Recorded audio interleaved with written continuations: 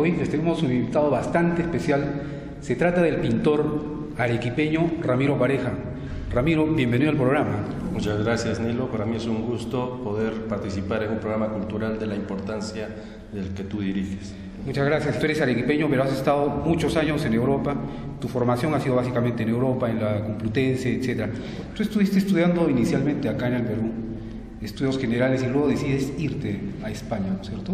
¿En qué momento fue? ¿En qué año?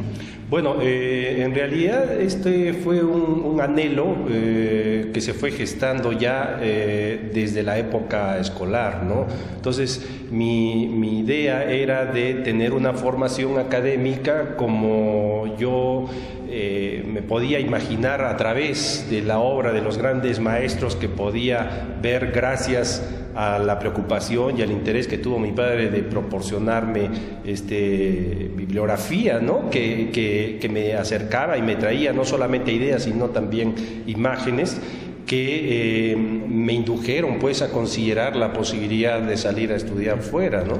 Claro, tu primera parada fue ¿dónde? España. Así es, o sea, mi idea fue irme directamente a Madrid, ¿no? Y entrar a la Escuela de Bellas Artes de San Fernando, ¿no? Una escuela de grandísima tradición, y no solamente porque hayan pasado personajes como Picasso o Dalí, por mencionar solamente a dos muy conocidos, ¿no? Sino por el hecho de ser pues una academia que realmente ha formado a artistas, entendiendo artista no solamente como una persona que está cualificada en base a una serie de ejercicios, sino que también hay pues toda una formación humanística que también pienso que es de suma importancia, porque un artista que solamente es oficio, pues para mí no es artista, ¿no? Después de ahí te vas a Alemania, si no me equivoco. Bueno, en realidad regresé al Perú después de 10 años de estar en España. Y es cuando precisamente se estaba gestando la formación de la Escuela de Artes de la UNSA, ¿no? Entonces esa fue la oportunidad para que yo me integrara de alguna manera en el ámbito arequipeño y ofreciera pues parte de los conocimientos y la experiencia que yo había adquirido, ¿no? Después de un periodo de 3 años, casi 3 años, yo regresé otra vez a Madrid. Y después de 6 años me fui a Centroamérica, a Costa Rica, con mi mujer, y después de esto nos fuimos a Alemania, donde hemos estado 11 años, ¿no? Ahora, dime una cosa, después de todo este trayecto, porque es de hecho un recorrido bastante largo, supongo que has ido absorbiendo algunas influencias, algunas iconografías, etcétera. ¿Cómo tú notas esas influencias de los pueblos, ¿no? y de sus artistas al mismo tiempo? ¿Qué artistas te marcaron más? Bueno, yo creo que a fin de cuentas el papel del artista es ser un poco más o menos que una esponja, ¿no? Entonces tiene que estar abierto a todos los aspectos de la realidad circundante, ¿no? Entonces, si bien es cierto, el campo que a mí me interesa es el artístico, eso no impedía ni impide tampoco que uno esté interesado en todos los aspectos, ¿no? Lo sociológico, lo político, lo económico, lo cultural en su conjunto, ¿no? Entonces, con esa mentalidad, lógicamente, yo fui entendiendo muchas de las cosas como un gran contexto, ¿no? ¿Dónde estaba inscrito el arte? Entonces, en la medida que entendí esto, me permitió hacer una lectura diferente del arte, ¿no? Como una expresión, ¿no? Del artista que entiende una realidad, ¿no? Y que es capaz luego de transmitir y de explicar cómo entiende esa realidad a través de su obra, ¿no? Después voy a hablar de eso porque es algo interesante. Sin embargo, quiero terminar tu recorrido. Después de estar en Alemania, regresas otra vez al Perú ya con la decisión de quedarte a vivir en Arequipa. Recuerdo que una de tus primeras exposiciones en el Perú, de regreso, la hiciste en Lima, tenía un nombre alemán, no me acuerdo muy bien. Sí. Bueno, yo la titulé Weltanschauung, que es un término filosófico acuñado por los filósofos alemanes, que así es, y que significa pues la visión del mundo, ¿no? Y esa visión del mundo termina siendo una postura del ser humano frente a la realidad, ¿no?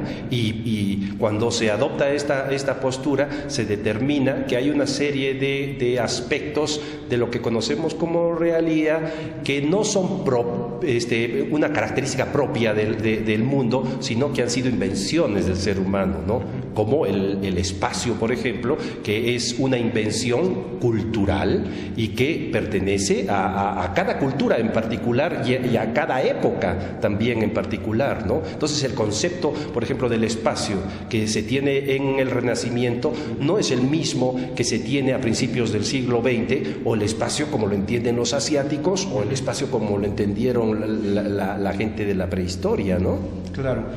Y además recuerdo de que esa exposición tiene que ver algo también con la fotografía. Y hay una frase que recuerdo que es muy clave, de que la ventaja o el beneficio que da la fotografía es que la libera a la pintura de su papel de retratar la realidad tal cual es, ¿no? Llegar a ese punto para mí ha sido realizar una gran andadura física e intelectual, ¿no? Entonces, en realidad la fotografía, la presencia de la fotografía ha sido un enriquecimiento para todos, ¿no? No solamente en el campo del arte, sino en el campo también de las ciencias, de la percepción, ¿no? Entonces, la fotografía que permite observar con acuciosidad la realidad, ¿no? Entonces, ser capaces de observar la realidad casi con un carácter científico, ¿no? De detenernos y ver cada fragmento de esa realidad que está compuesta de fragmentos, ¿no? Entonces, la pintura en realidad termina siendo una expresión que arranca a partir de haber entendido esa realidad, ¿no? Gracias a que esa realidad detenida por la fotografía ha podido ser analizada y entendida de diferentes maneras, ¿no? Y eso yo creo que es muy gratificante para el arte, ¿no? Y en ningún momento he pensado que la fotografía pues haya sido la asesina del arte para nada, ¿no? De la pintura en particular, ¿no? Claro, y precisamente eso ha tenido un devenir histórico, un transcurso, y uno de los que empezaron a romper con este lenguaje fotográfico fue Paul Cézanne, y otros que empezaron a destruir y a deconstruir, ¿no es cierto?, la forma, ¿no? Y luego vienen los cubistas, viene Picasso, etcétera, que al final se alejan completamente del formato realista de la foto, ¿no es cierto? ¿Cuáles son tus referentes en ese nivel, a nivel de los grandes maestros que marcan tu propia pintura? Bueno, en realidad hay varios artistas, digamos, dentro de la modernidad, ¿no?, que están determinando un cambio de actitud del hacedor de imágenes frente a lo que se entiende, por ejemplo, la pintura, ¿no? Y esto es no tanto por la cuestión de las apariencias, las técnicas, es decir, lo físico de la pintura, sino que es a nivel de los conceptos, ¿no? Y eso creo que es muy importante, ¿no? Porque Picasso, ¿no?, es el gran revolucionador de la forma, del aspecto de la forma, de la manera de representar la forma en una multiplicidad de visiones en un mismo tiempo, ¿no? Pero también tenemos un Duchamp, por ejemplo, ¿no?, que ya habla de la idea. El objeto queda a un lado, es algo, si quieres, anecdótico, ¿no? Entonces, dos artistas que son francamente capitales, ¿no? Por supuesto, Cézanne quizás es el artista que rompe dentro de la modernidad todo un esquema de entender la representación de esa realidad, ¿no? Pero modernamente también tenemos a una serie de artistas como Joseph Beuys, por ejemplo, ¿no? Que nos habla de un concepto ampliado del arte, ¿no? Donde la vida y el arte no son cosas que están separadas, ¿no? Sino que están íntimamente relacionadas, ¿no? Entonces, eso es una invitación a que cualquier persona sea también un artista, tenga la posibilidad de ser un artista.